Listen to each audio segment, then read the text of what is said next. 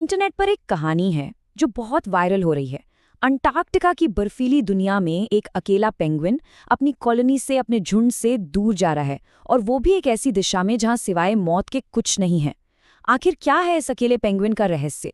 चलिए आज इसकी तह तक चलते हैं। तो कहानी शुरू होती है उस एक तस्वीर से जिसने दुनिया भर में लोगों को सोचने पे मजबूर कर दिया। चारों तरफ बस बर्फ, खामोशी, और उसके बीचों बीच एक अकेला पेंगुइन जो बस चलता जा रहा है, एक अनजान मंजिल की तरफ। अब देखिए, पेंगुइन की जिंदगी का सीधा सा हिसाब है। जब भूख लगती है तो वो समुद्र की तरफ जाते हैं, है ना? लेकिन ये पेंगुइन ये समुद्र से मुंह मोड़कर उल्टी दिशा में जा रहा था। और यहीं से ये कहानी थोड़ी अजीब होनी शुरू हो जाती है। तो ठीक है, अगर वो खाने की तरफ नहीं जा रहा तो फिर शायद अपनी कॉलोनी की तरफ लौट रहा होगा, जहां बाकी पेंगुइन हैं, जहां सुरक्षा है। गलत। उसने अपनी कॉलोनी, अपने परिवार, अपनी सुरक्षा सब कुछ पीछे छोड़ दिया था। मतलब हर लॉजिकल रास्ता उसने बंद कर दिया था। तो फिर वो जा कहाँ रहा था? उसका रास्ता था सीधा एंटार्क्टिका के वीरान बंजर पहाड़ों की ओर। सोचिए, एक ऐसी जगह जहां कुछ भी नहीं है, न कोई जिंदगी, न कोई उम्मीद। एक ऐसा रास्ता जिसकी मंजिल सिर्फ मौत थी। अब सवाल ये उठता है कि क्या ये कहानी सच भी है या बस इंटरनेट पर किसी ने बना दी है? अच्छा, चलिए देखते हैं कि ये जो फुटेज है ये आया कहाँ से। तो क्या ये एआई से बनी कोई कहानी है? नहीं, बिल्कुल नहीं। ये फुटेज 100% असली है। इसे लिया गया है 2007 की एक बहुत ही मशहूर डॉक्यूमेंट्री से, जिसका नाम है encounters at the end of the world, और इसे डायरेक्ट किया है जाने माने फिल्म मेकर वर्नर हार्जोग ने। ये सब कुछ वैज्ञानिकों के सामने असल में हुआ था।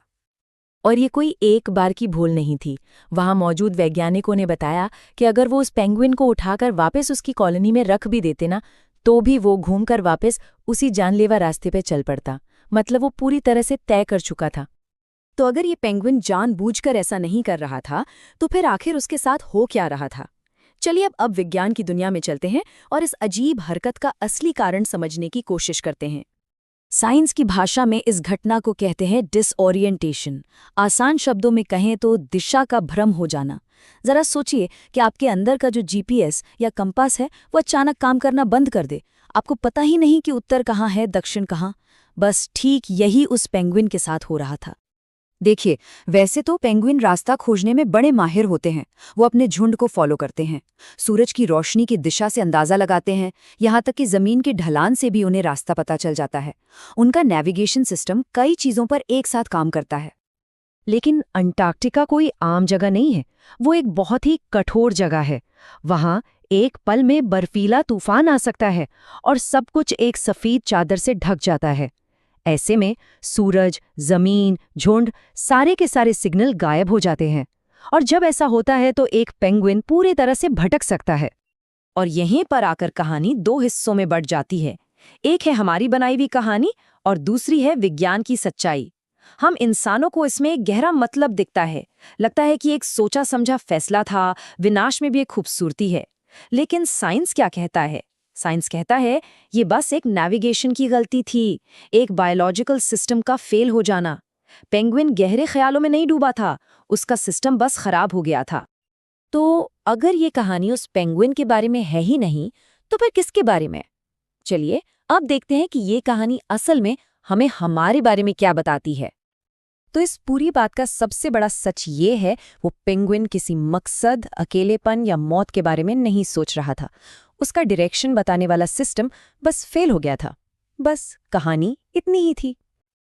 और यहीं से ये कहानी असल में हमारे बारे में हो जाती है। हम इंसानों की फितरत है कि हम हर चीज में कोई कहानी, कोई गहरा मतलब ढूंढने लगते हैं। लेकिन अक्सर हम जो मतलब निकालते हैं ना, वो असलियत के बारे में कम और हमारे अपने मन, हमारी अपनी सोच के बारे में ज्यादा बताता है। तो आखिर में ये कहानी उस अकेले पेंगुइन के बारे में थी ही नहीं। ये कहानी हमारे बारे में है। ये इस बारे में है कि हम दुनिया को देखते कैसे हैं। वो पेंगुइन तो बस एक आईना बन गया और उस आईने में हम सब ने अपनी ही कोई कहानी देख ली। तो अगली बार जब भी कोई ऐसी घटना सामने आए जो बहुत गहरी और मतलब से भरी हुई लगे, तो एक पल के लिए रुकना चाहिए और सोचना चाहिए कि क्या हम सच देख रहे हैं या फिर हम सिर्फ अपनी कहानी उसमें पढ़ रहे हैं। क्योंकि दुनिया हमें सिर्फ तथ्य देती है, कहानियां तो हम खुद बनाते हैं।